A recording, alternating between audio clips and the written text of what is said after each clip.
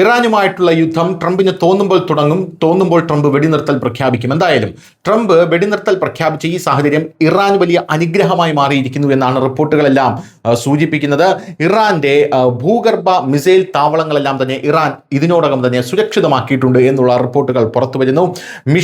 Missile ശേഖരം, ഇറാന്റെ missile ശേഖരമുണ്ട്.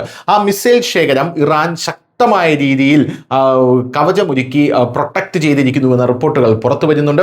Ballistic missile ഉൽപാദന ശേഷിയും ഈ സമയത്ത് ഇറാന് വീണ്ടെടുക്കാൻ സാധിച്ചുവെന്നാണ് നമുക്ക് മനസ്സിലാക്കാൻ സാധിച്ചത്.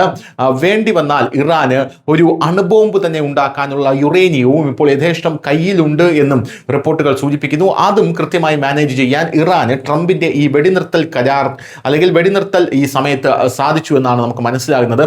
ഇതിനെല്ലാം പുറമെ വ്യോമാക്രമണത്തിൽ 69 ടണൽ കവാടങ്ങൾ തകർന്നിരുന്നു. അതായത് അമേരിക്കയുടെ വ്യോമാക്രമണത്തിൽ ഈ 69 ടണൽ കവാടങ്ങളിൽ 50 എണ്ണവും ഇതിനോടകം തന്നെ ഇറാൻ പുനർനിർമ്മിച്ചു കഴിഞ്ഞു എന്നും റിപ്പോർട്ടുകൾ സൂചിപ്പിക്കുന്നുണ്ട്. ഇനിയൊരു യുദ്ധം വരികയാണെങ്കിൽ പഴയതുപോലെ ആയിരിക്കില്ല എന്നാണ് ഇറാൻ നേരത്തെ അമേരിക്കയ്ക്ക് മുന്നറിയിപ്പ് നൽകിയത്. സമാനമായിട്ടുള്ള രീതിയിൽ ദ്രുതഗതിയിലാണ് ഇറാന്റെ പ്രവർത്തനങ്ങളെല്ലാം തന്നെ മുന്നിലേക്ക് പോകുന്നത്. അമേരിക്കയും ഇസ്രായേലിനെയും ഞെട്ടിച്ചുകൊണ്ടാണ് ഇറാന്റെ ഇത്തരത്തിലുള്ള പ്രവർത്തനങ്ങളുടെ ഉപഗ്രഹ ദൃശ്യങ്ങൾ ഇവർക്ക് കിട്ടുന്നത് എന്നുള്ളത് മറ്റൊരു കാര്യം.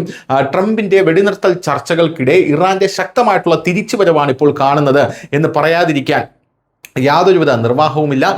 ഇറാന്റെ വലിയ വിജയം തന്നെയാണ് ഇത് സൂചിപ്പിക്കുന്നത് എന്നാണ് ഇപ്പോൾ പാശ്ചാത്യ മാധ്യമങ്ങളടക്കം ഒളിഞ്ഞും തെളിഞ്ഞും പറഞ്ഞുകൊണ്ടിരിക്കുന്നത് എന്നുള്ളതാണ് മറ്റൊരു പ്രധാനപ്പെട്ട കാര്യം. എന്തായാലും ബുൾഡോസറുകളും ഡംപ് ട്രക്കുകളും ഉപയോഗിച്ചാണ് ഇറാൻ തങ്ങളുടെ താവളങ്ങൾ വളരെ വേഗത്തിൽ തുറന്നത്. അമേരിക്കയുടെയും ഇസ്രായേലിന്റെയും ബോംബിംഗ് ക്യാമ്പയിന്റെ പരിമിതികളെയാണ് കാണിക്കുന്നത് ഇത് എന്നും ഇപ്പോൾ പ്രതിരോധ വിദഗ്ധരും പാശ്ചാത്യ മാധ്യമങ്ങളും ചൂണ്ടിക്കാട്ടുന്നുണ്ട്. News desk, news Malayalam.